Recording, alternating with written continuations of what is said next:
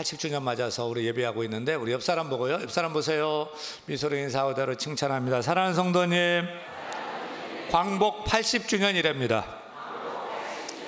성도님의 인생에도 해방이 임하고 우리 교회에는 부흥이 임하고 이 나라의 민족에는 통일이 임하기를 주의 이름으로 축복합니다. 할렐루야. 오늘 설교 제목 따라합니다. 크리스찬의 진짜 애국. 크리스찬의 진짜 애국. 저는 예수 잘 믿는 크리스찬은 모두가 다 나라를 사랑하는 진정한 애국자다라고 믿고 그렇게 확신합니다. 맞습니까?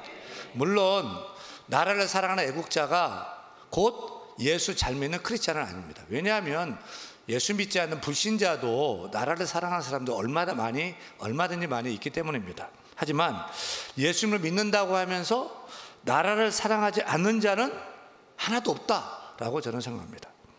예수님을 잘 믿는다면서 나라를 사랑하지 않는다, 이것은 거짓말이죠. 아니, 그것은 예수님을 믿는 신앙이라고 할 수 없습니다. 왜냐하면 나라 민족의 주권이 하나님께 있다라고 믿으면서 내 나라를 사랑하지 않는다? 이것은 모순되는 것이고 말이 안 되는 것입니다. 사랑하는 여러분, 하나님을 사랑하십니까? 예수님을 사랑하십니까? 그렇다면 우리는 다 우리 조국 대한민국을 사랑하는 줄로 믿습니다. 기독교는 국경과 조국은 없어도 기독교인에게는 국경과 조국이 있기에 예수 믿는 신앙인 한 손에는 성경, 한 손에는 태극기를 높이 들고 우리 조국 대한민국이 하나님 뜻을 거역하는 반성경적인 나라, 반기독교적인 나라가 아니라 세계 수많은 나라 중에서도 하나님이 기뻐하시는 나라 하면 대한민국이 되도록 힘써야 할 줄로 믿습니다. 예수 잘 믿는 나라 하면 대한민국이 되고, 교회가 제일 많고 교회가 부흥하는 나라 하면 대한민국이 되고, 정치, 경제, 사회, 종교, 예술 모든 문화가 성경대로 경영되는 나라 하면 대한민국이 되어서 우리 조국 대한민국이 예수왕국, 성경왕국, 선교왕국이 되고 통일왕국이 될 수 있도록 우리는 애국하며 기도해야 할 줄로 믿습니다. 이렇게 신앙과 애국이 함께 가는 이 패턴은 우리 역사 속에서 많이 찾을 수가 있습니다.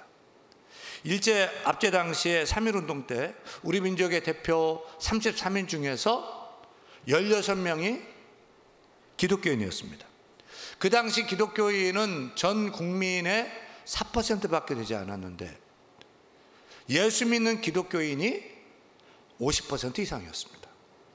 3.1 만세 운동 이후에는 1919년 4월 10일에 중국 상해에 임시정부를 세울 때 그때 선언문은 이렇게 기록하고 있습니다. 우리는 한반도 조국에서 만세 운동을 통해 하나님 나라를 건설하고자 한다. 믿음의 선각자는 이 땅에 하나님 나라를 세우기를 염원했던 것입니다. 1945년 8.15 해방되던 해 신앙심이 깊었던 김구 선생님은 상해 임시정부 주석이라는 자격으로 11월에 연설을 했는데 그 전문에 이렇게 기록되어 있습니다. 이제 세워질 신생 독립국가 대한민국은 기독교 진리 위에 세워져야 합니다 라고 말입니다. 또한 1948년 7월 17일 우리나라 대한민국의 헌법을 제정하기 위해 재헌의회가 열렸을 때 첫 행사는 임시의장을 뽑는 일이었습니다. 그때 이승만 박사가 임시의장이 되었는데 그의 첫 마디가 무엇이었을까요? 여러분, 신생 독립국가 대한민국을 허락하신 하나님께 감사 기도를 드립시다. 이윤영 목사가 올라와서 감사기도 드리겠습니다. 그때 재헌 국회의원 중에는 불교 신자도 있고 유교, 천도교 신자 등등 여러 다양한 종교의 국회의원들이 있었지만 이승만 의장은 우리 종교와 상관없이 나라를 허락하신 하나님께 감사기도합시다 라고 했을 때 모든 의원들은 두 눈을 감고 대한민국을 이 땅에 허락하신 하나님께 감사하며 기도했습니다. 1910년 한일합방으로 우리나라의 주권이 일본에 빼앗겼을 때 일제 치하에서도 벼슬을 사양하고 일본 사람들이 몰래 돈을 주고 청탁을 해도 거절을 하고 심지어 옥고를 치르면서도 조국의 독립을 위해 싸우는 애국지사들이 있었습니다. 그들 이름 하나하나는 우리가 배웠던 국사책에 정말 기라성 같은 민족의 지도자 이름으로 거론되는 그 사람들의 공통점이 하나 있었습니다. 그것이 무엇일까요? 모두가 다 예수 잘 믿는 기독교인, 크리스찬이었다는 것입니다. 서재필, 안창호, 윤치호, 이승만, 김구, 이승훈, 조만식, 김용기, 남궁옥, 김야계, 문용기, 이상재, 김조신, 유해영, 이준, 신채호, 주시경 등등 수많은 민족운동가들이 예수 잘 믿는 크리스찬들이었습니다. 당시 교회예배당은 독립운동의 본진이라 해도 과언이 아니었습니다. 일제 당시에 전국적인 네트워크를 가진 조직은 교회밖에 없었거든요. 그래서 나라가 어려울 때마다 한국교회는 삼천리방방 곳곳에서 성도들이 예배당, 교회당에 모여서 나라를 위해서 기도하고 나라의 독립에 앞장섰던 것입니다. 따라서 오늘을 사는 우리는 그 성각자들의 하나님 사랑, 나라 사랑, 예수 사랑, 나라 사랑의 스피릿, 그 정신을 계승해야 할 줄로 믿습니다. 우리도 예수님을 사랑하며 나라 민족을 사랑하는 애국자가 되어야 할 줄로 믿습니다. 우리가 예수 믿는 신앙심도 으뜸되어야 되겠지만 우리 신앙인의 애국심도 으뜸되어야 할 줄로 믿습니다. 우리 대한의 모든 성도들은 예수 사랑, 나라 사랑할 수 있기를 축원합니다. 그래서 오늘 설교 제목은 크리스찬의 진짜 애국, 진짜 애국. 따라합니다. 크리스찬의 진짜 애국. 오늘 광복 80주년을 기념하는 주일입니다. 80년 전 하나님께서 이 땅을 묶었던 쇠사슬을 끊으시고 자유를 주셨습니다. 오늘 우리는 그 크신 은혜를 기억하며 다시 나라 사랑할 것을 결단해야 합니다. 그런데 저는 오늘 한 가지 꼭 묻고 싶어요. 우리 예수 믿는 크리스찬은 나라 사랑은, 우리 예수 믿는 크리스찬이 나라를 사랑한다는 것은 무엇일까요? 태극기를 개항하는 것일까요? 군대를 다녀오는 것입니까? 애국가를 사절까지 외우고 노래하는 것입니까? 8.15 광복절에 광장에 나가 태극기를 흔드는 것입니까? 예, 물론 그것들도 나라 사랑의 소중한 표현들이 될 수 있습니다. 그러나 성경은 더 깊고 더 근본적인 나라 사랑을 말합니다. 정치보다, 제도보다, 운동보다 더 먼저 해야 될 일을 말합니다. 그것이 무엇일까요? 그것은 바로 기도입니다. 성경이 말하는 나라 사랑은 기도입니다. 성경이 말하는 나라 사랑, 애국하는 길은 역사의 주관자가 되시는 하나님께 나라를 맡기며 무릎으로 기도하는 일을 말합니다. 오늘 우리가 읽은 사무엘상 12장 23절에서 사무엘은 이렇게 말하죠. 나는 너희를 위하여 기도하기를 쉬는 죄를 여호와 앞에 결단코 범하지 아니하리라. 우리 사무엘의 고백으로, 여러분의 고백으로 같이 읽겠습니다.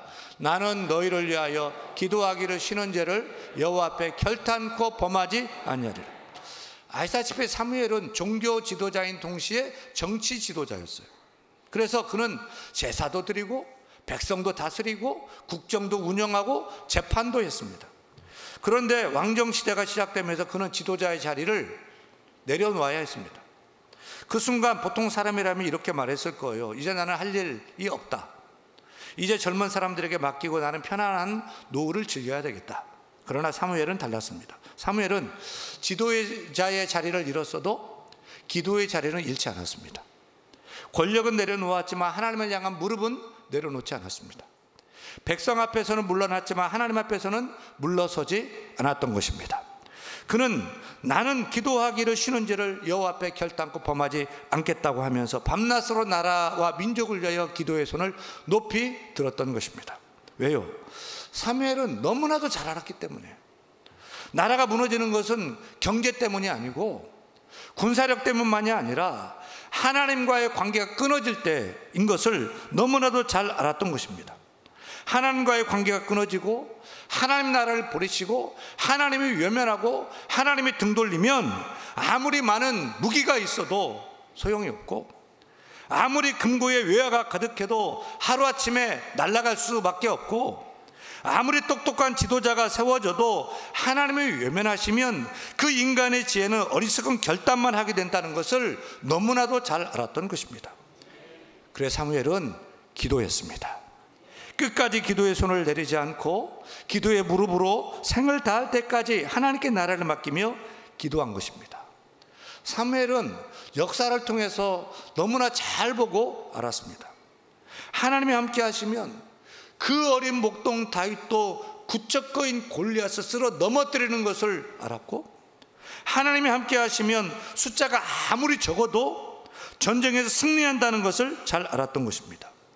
하나님이 함께 하시면 전쟁도 막아주시고, 하나님이 함께 하시면 백성들이 형통케 되고 나라가 평안케 된다는 것을 너무나도 잘 알았던 것입니다.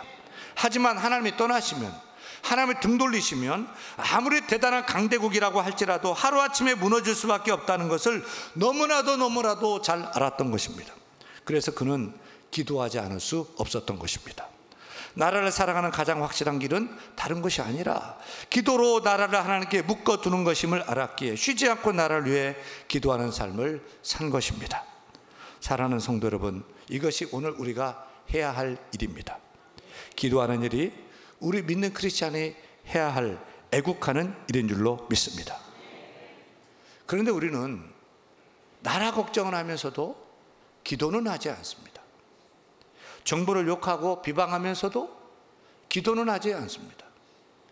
대통령은 욕하고 그를 위해 욕하지만, 대통령 욕은 하지만 그를 위해 중보하고 기도하지 않습니다. 북한을 두려워하지만 북한 정권이 무너지고 북한 동포들도 자유를 맛보며 그들과 함께 예배하는 통일의 날이 올 것을 위해서 기도하지 않습니다. 자녀의 미래를 걱정하면서 우리는 새벽을 깨우지 않습니다. 그러니 자꾸만 나라가 딴 길로 가는 것입니다. 여러분, 기도가 사라지면 길을 잃게 됩니다. 희망이 사라지게 됩니다. 교회가 기도를 잃으면 하나님이 이 나라를 유만하게 되고 나라는 생기를 잃고 점점 타락하게 되고 쇠퇴해져 가게 되는 것입니다. 사랑 여러분, 나라의 운명을 정치인에게만 맡기지 마십시오. 군사력과 경제력에만 의지하지 마십시오. 나라를 살리는 힘은 대통령도 국회도 경제계도 군대도 아닙니다. 나라를 살리는 힘은 하나님 앞에 무릎 꿇는 기도에서 나오는 줄로 믿습니다. 새벽마다 밤마다 꺼지지 않는 성도들의 기도 소리가 이 나라를 살리는 능력이 되고 민족을 회복시키고 다음 세대를 살리는 하나님의 방법임을 믿고 우리는 기도해야 할 줄로 믿습니다. 사랑 여러분, 우리나라가 잘 되기를 원하십니까? 우리 조국 대한민국이 하나님이 기뻐하신 나라가 되기를 원하십니까? 그렇다면 하나님께 기도하시길 바랍니다.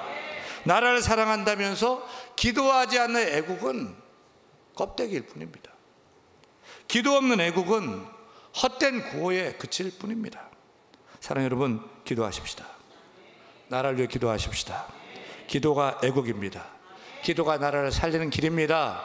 기도하십시다.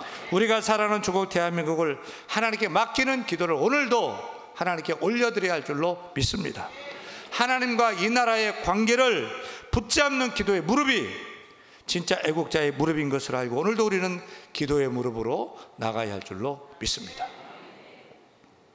왜 우리 크리스찬은 나라를 위해서 기도해야 될까요? 왜 우리는 나라를 위해서 기도해야 될까요? 세상 사람들이 나라를 사랑하는 방법은 다양합니다. 어떤 사람은 정당에 가입해서 정치적인 목소리를 냅니다. 어떤 사람은 광장에 나가 머리에 띠를 두르고 구호를 크게 외칩니다. 어떤 사람은 사회운동에 참여해서 법과 제도를 바꾸려고 애를 씁니다.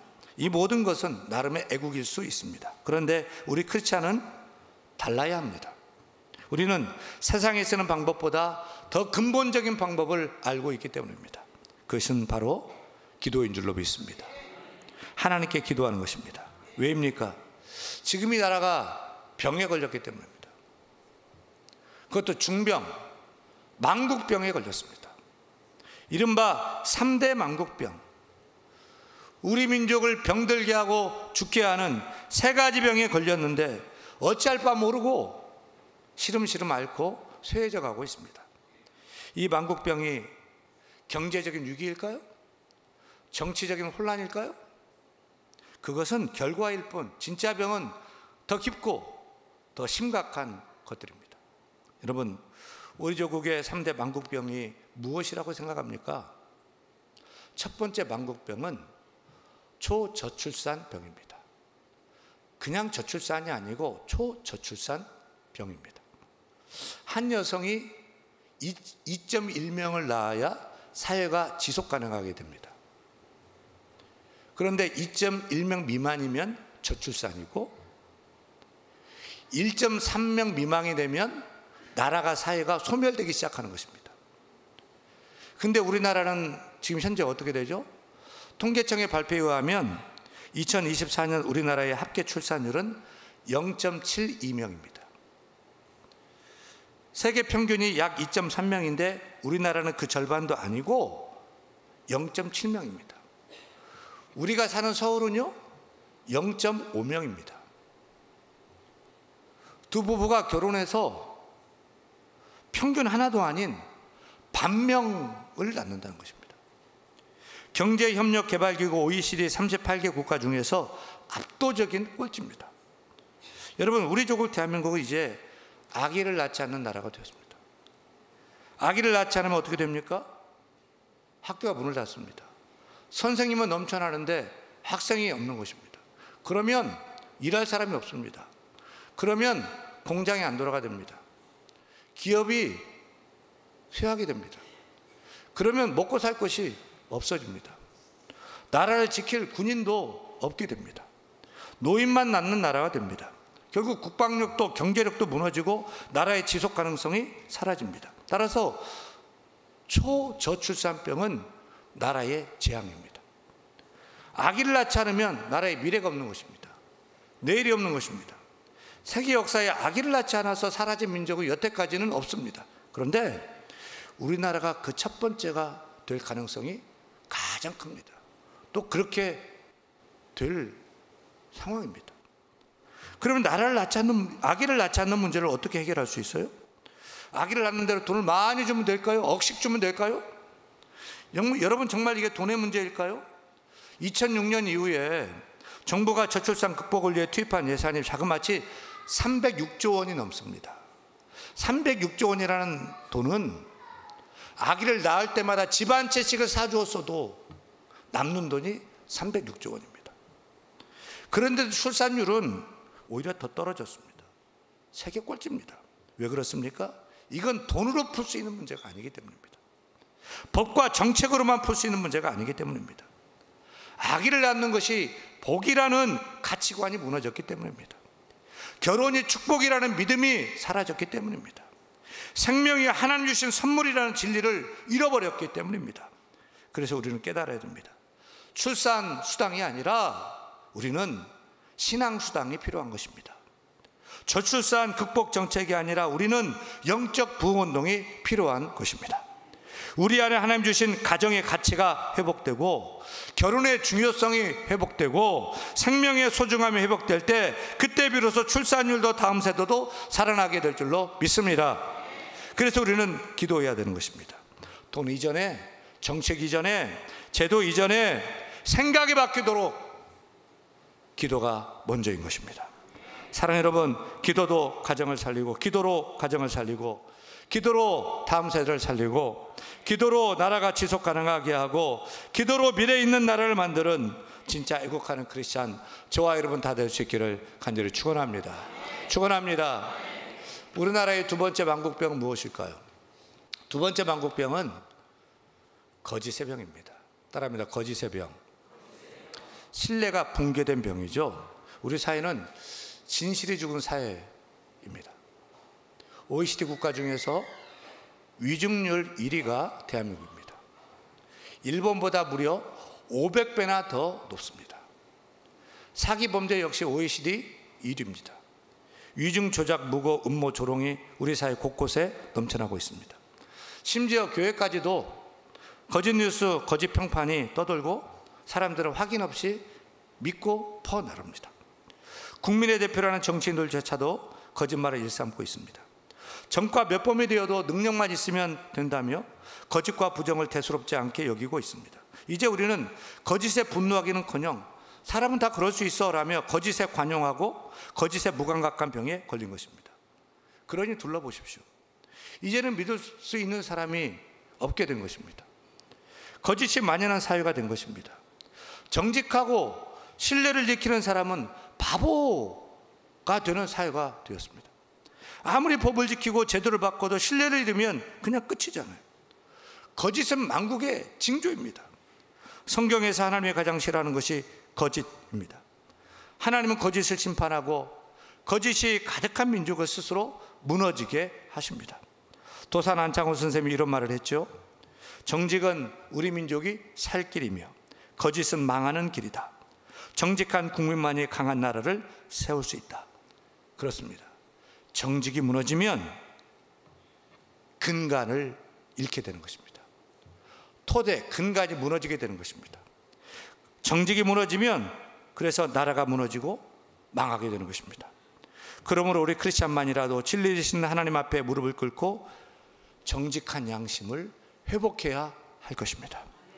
기도로 내 마음의 거짓을 내려놓고 진리 되신 하나님 앞에 나부터 정직한 사람이 되고 우리 사회가 정직한 사회가 되도록 기도해야 할 줄로 믿습니다.